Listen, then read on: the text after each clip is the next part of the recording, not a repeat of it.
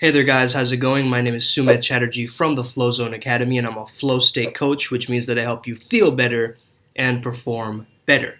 These are the things that you want to avoid if you want to maintain the flow state. Okay? So the first thing that you want to avoid is this feeling of emptiness, and reframing emptiness as actually a good thing and not a bad thing.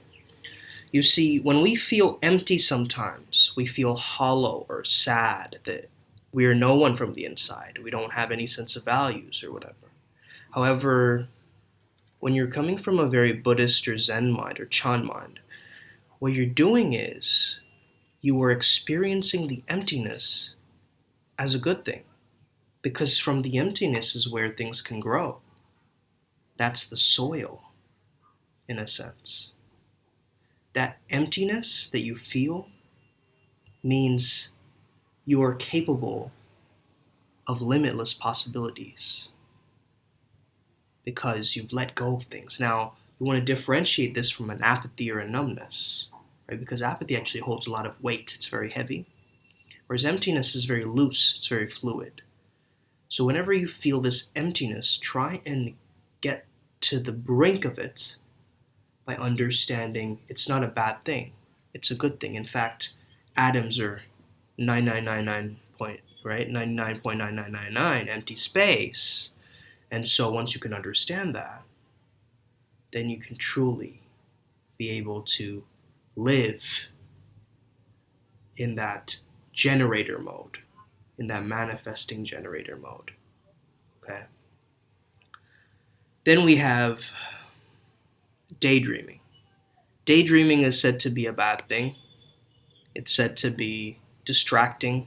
In schools, we're taught not to daydream. Absolutely no daydreaming. However, I feel that daydreaming is a crucial skill set for visualization. You want to daydream with an intention. You want to daydream with a purpose. So when you find yourself going to the astral realms, or you find yourself, head in the clouds, find a ladder to bring that clouds down to earth in some way, right? Find a way to ground yourself. Daydreaming with intention means when you go to that place of imagination and fantasy, you want to always have your vision and your end goal in mind, in a sense. So when you're thinking about, oh man, I wonder how this might happen, you're going more towards the negative, start to really formulate the perfect picture for how you would like it to go. Not what you don't want, but what you do want, essentially, okay? That's the second thing that you want to avoid. Daydreaming without intention. You want to daydream with intention, okay? Then the third thing that I would say is remove all tension. Okay, annihilate tension. Tension is the enemy of the artist. Okay, resistance is the enemy of the artist. If you've heard Stephen Pressfield talk about this. And the more you can accept that you can transmute or transform that tension like it's an elastic band. You pull it too much, it's going to snap, but just the right amount is a slingshot, and you can use that pressure to make the diamond, in a sense. However, you don't want pressure to overwhelm you, distract you, make you feel smaller, play ego games with you, all this kind of stuff, right? So when you notice tension in the body, this is something that I do. I do a quick body scan, and I just move my body around right now. How would I feel the most ease in my body right now? Where would I go to feel the most ease? What would I do to feel the most ease right now?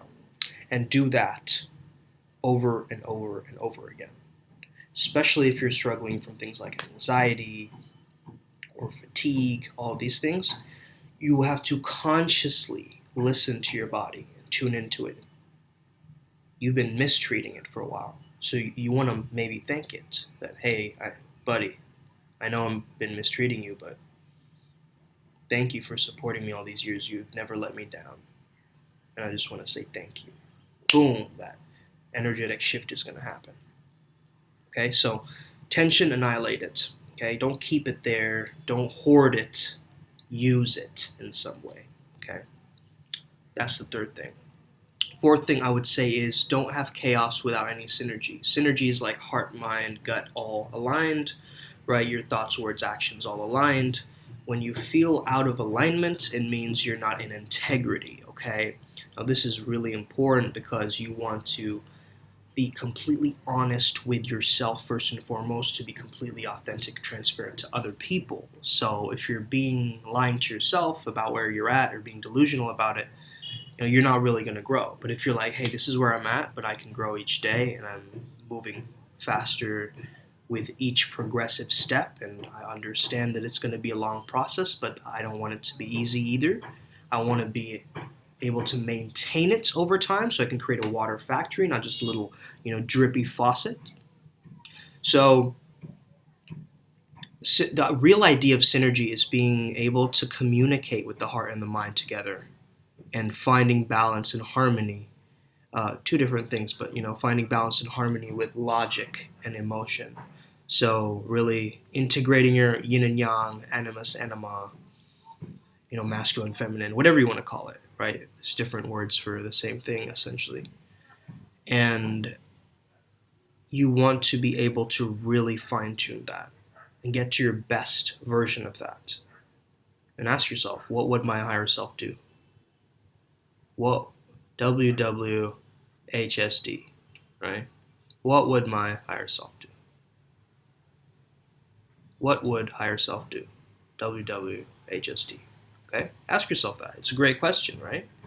And that shifts our momentum in a different way. It starts to create miracles. It starts to create mystical experiences. Okay? The last one I would say is stop mentally teleporting to the past and the future. It takes you out of the flow really fast when you start doing that. When you think, oh man, that time when I was 12, out of flow. Hey, I wonder what can happen 7 years from now when I'm this big shot out of flow. Yes, you can describe it and you can animate, you can daydream with the intention, like I said, and you can say it out loud like that as a way to channel that and activate that in the now. But also, you don't know what's going to happen in the future.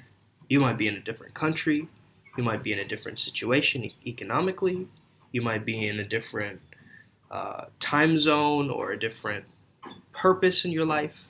Maybe you've met some different people that might have changed your worldviews. You don't know, right? All you can do is you can use your forethought and pattern recognition to be able to make feasible predictions about your future.